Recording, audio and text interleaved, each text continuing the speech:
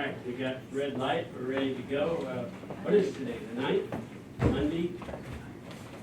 Today's quote.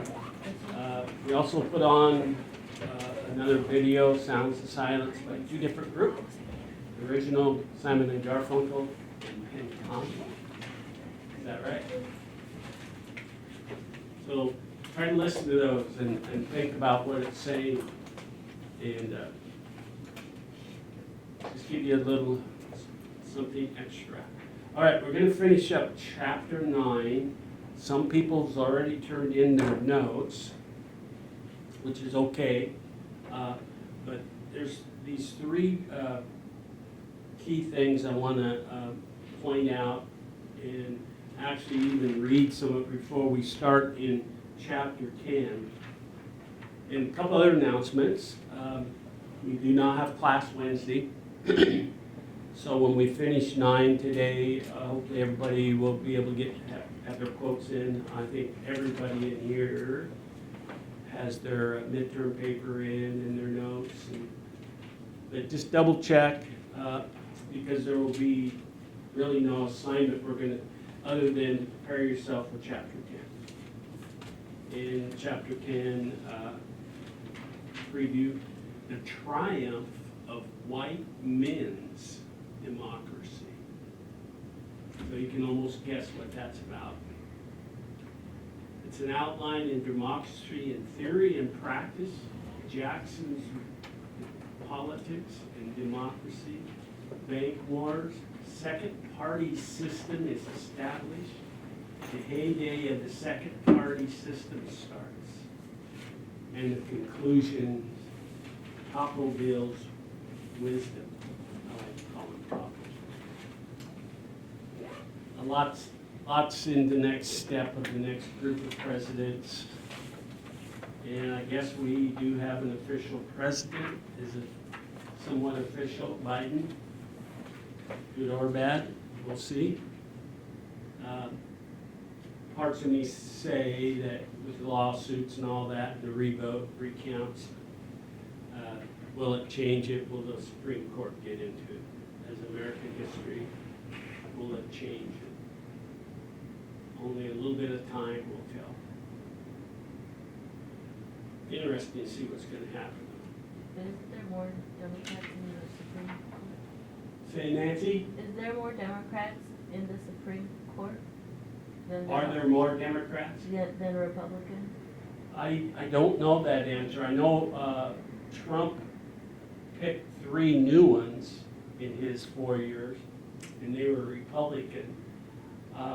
I think you find that the Supreme Court is not as staunch to one side of the spectrum or the other. They try to be a little more fair in their judgment and wisdom in what they are deciding, and try not to let their personal bias and political background influence them. Thank goodness. And I think original intent in American history was to do that, though. Who's that? Hi, Bob. Okay, now let's go through these 3 things I prepared. And the 3 topics, and if you want to add this to your notes, you can. If not, just listen and see what you think. Number 1 is recognizing what the grand alliance was in the political system, the good and bad. I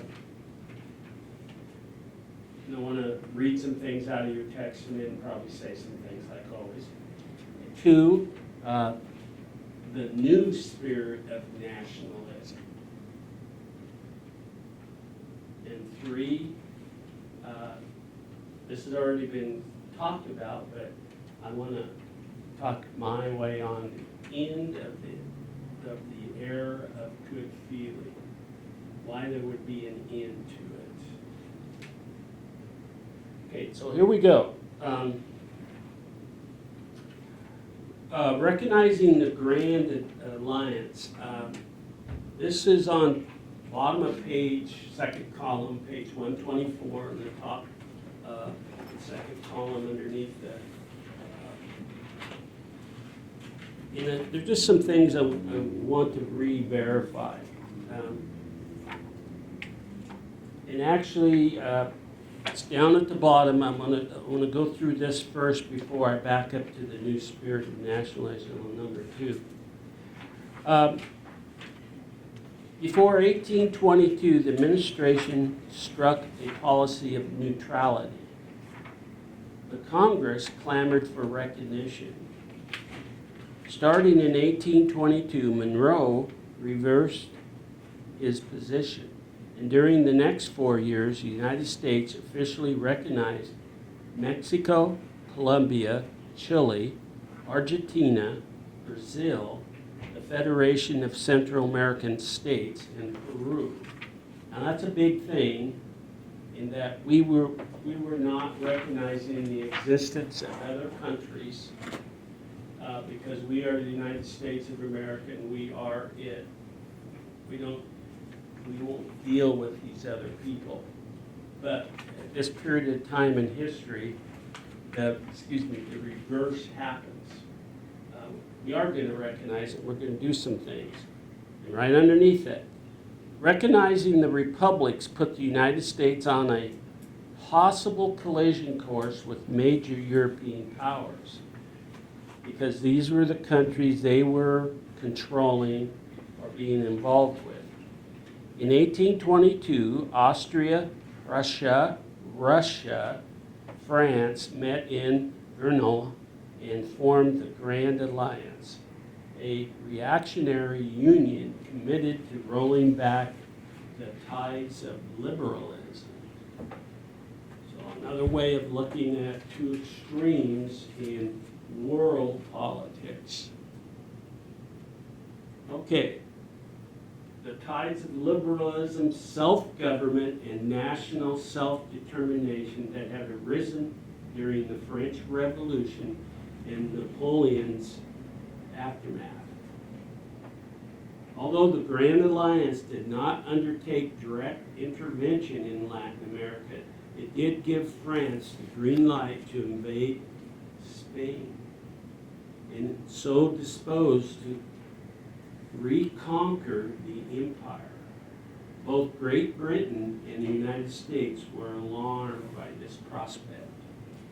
Now, why would France do that? Anybody have an idea? Just think world politics. But you got to be out of this day and age. You got to think back when we weren't friends with France. We were bitter enemies to Great Britain, but we turned quickly, didn't we? We turned back once we did a treaty or two and started to repay a debt or two to Great Britain. We become almost like we call today allies. Now, remember there was a little problem with Spain and France. They didn't like each other. They didn't like the United States. But things happened as we picked up internally more land. So with that in mind again, why would France invade Spain? Why would any country invade any country? Territory. Okay, they want their territory, Nancy said. What else? Just think. You got something, I want it. Resources, land, what else? Say, well, like money kind of ties into that, but I would also say, like, if you disagree with how they're running their country. All right. She said money, but the way you ran a country. We got one more after this. The way you ran a country, was it a monarch of old European style, or was it the new republic style of the United States, Or was it something in between? That would be another one. And there's one more, major one, and you are going to school at one. It's about as handful as I can get. You're in a school that is what kind of school are we besides private? Christian. Okay, religion. Okay, the styles of government, religion, prospects of trade, the desire of wants and needs, and then land. That would be a reason why any country would invade another country in most cases. The only other case might be if they get something to you first and you're going to retaliate. Now, there is some of that between France and Spain. Remember, they secretly gave who the Louisiana Purchase. Who owned it originally? Spain or France? Spain. And to do a deal, they gave that land property to the French or France, and then we dealt with it last chapter and part of this chapter, and eventually purchased it from them because they saw no value in wilderness and Native Americans. They didn't see the prospects of expansion across the vast Atlantic Ocean. You know, how are they going to do both? That's what kept a lot of European things back off a little bit. Okay, but this all of a sudden greed from France to Spain really surprised us.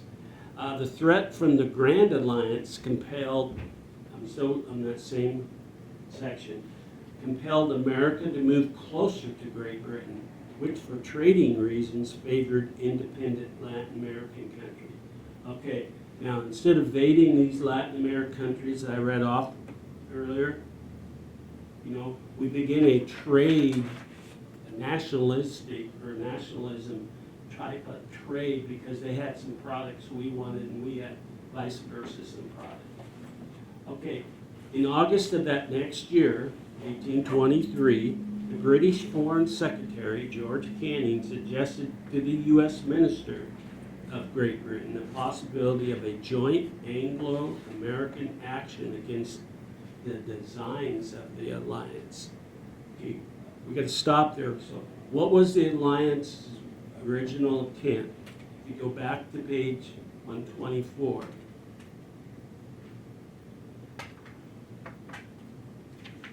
Austria, Prussia, Russia, and France, okay, they formed a great, what they call the Grand Alliance, a reactionary union committed to rolling back the tides of liberalism. What is a tide in countries of liberalism? It's not a political theme of being a liberal or conservative. When you are liberalism in a country, you are willing to take over, expand, become part of, all those trite sayings. Okay, Monroe, as well as former President Jefferson and Madison, welcomed the suggestion and favored open cooperation with the British. However, Secretary of State Adams favored a different approach. He believed that the national interest would best be served by avoiding all entanglements of European politics. Okay, now, unless we want to get into some more wars and fight over this or that, let's stay out, is what he's saying. Let's just be neutral. That's hard to do sometimes, especially when you need things and you want to trade. Okay, in addition, there was a political ambition that motivated Adams' belief. He did not want to be labeled pro-British. He therefore advocated unilateral action by the United States. Now, somebody can look this up if they would like. Unilateral. You should have heard of this term in history classes. Unilateral. Is it a collision or is it running parallel to You gonna look it up for us, Hannah?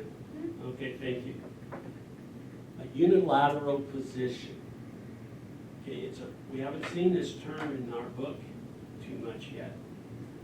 But sometimes, while she's still looking, sometimes what you do, in order to avoid, Liz and I avoiding a conflict, we will unilaterally agree to do this and this, as long as she is doing this and I am doing this, we unilaterally move along.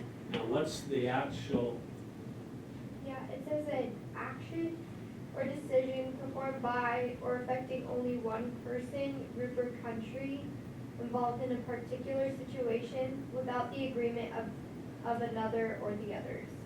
So, and it says, for example, unilateral nuclear disarmament. okay, that we're gonna get to later with another video of nuclear. But one country wants to do something, basically paraphrasing again. Well, the United States doesn't, but we're gonna still allow that to happen, with an agreement. That's all, it's about as simple as you can get it. It gets more complicated the more politics you put in it. But it's the first time that you see this term. Almost done. Okay, with this action in mind by the United States, in the end, Adams manages to swing Monroe and his viewpoint in the annual message to Congress on December 2nd. Monroe included a reaching statement on foreign policy that was actually written primarily by Adams. Guess what? It was called the Monroe Doctrine. And somebody already talked about that. Solemnly declared that the United States opposed any further colonization in Americas, or any other effort by European nations to extend their political system outside their own hemisphere. In return, the United States pledged not to involve itself in the internal affairs of Europe or take part in the European wars. So there was the unilateral agreement, so to speak. Although the Monroe Doctrine made little impression on the great powers in Europe, or of Europe at that time, it was proclaimed significant, the rise in the sense of independence and self-confidence in America's attitude about themselves and about their attitude of the old world. We are now, America, United States, we are no longer part of Europe, although we do recognize you as a country, but we are sovereign and independent of you. We have our own necessary supplies, without telling them that we were trading with Latin America for some, during President Trump's tenure, and actually before, we become self-sufficient, for example, in our own oil production. I don't know if you remember, because of the Iraqi war, we were getting a lot of our oil products and petroleum from there. Now we're self-sufficient. So this is what they're announcing to the world at this moment, that we are self-sufficient. And we're not going to expand on one side of the mountain. Okay, now, going back to number 2 a little bit, the new spirit of nationalism, and it's back on page 124, it says there, nationalism and foreign policy, the Monroe Doctrine that we just got to ahead of that. I just want to read that one paragraph. The new spirit of nationalism was also reflected in foreign affairs. The main diplomatic challenge Monroe faced after his re-election was how to respond to a successful revolt of most of Spain's Latin American colonies after Napoleon was done with his wars. Henry Clay and many other Americans favored immediate recognition of the new republics. believing that their neighbors to the south were simply following an example of the United States in its own struggle for independence.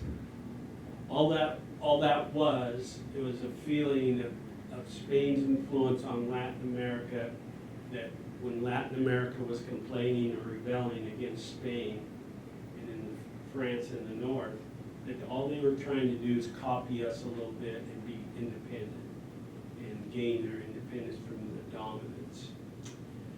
Now, in my world travels, in the Caribbean especially, you can see which island was dominantly French, Spanish, or the combination of other things, but those were the two areas that those two countries.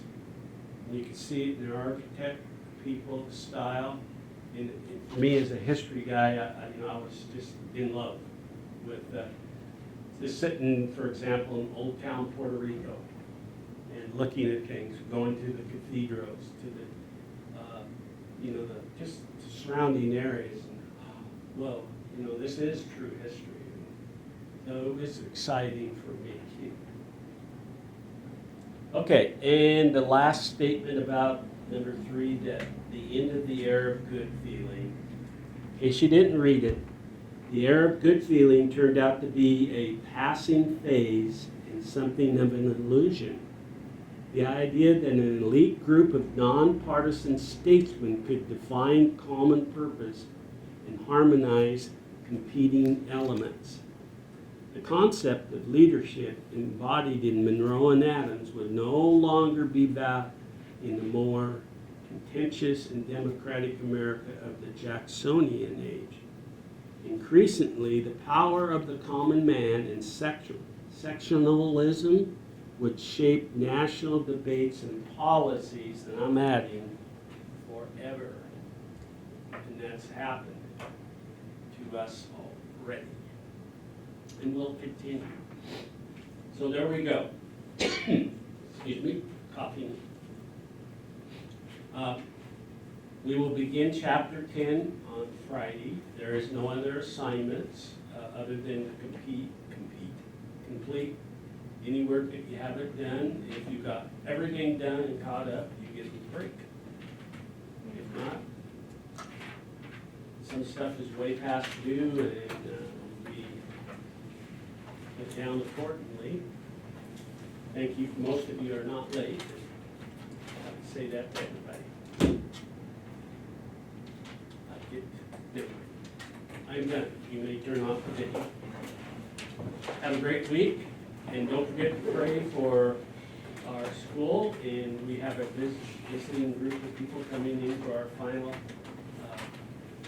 okay to be fully accredited. Keep that in your prayer. Thank you. Bye-bye.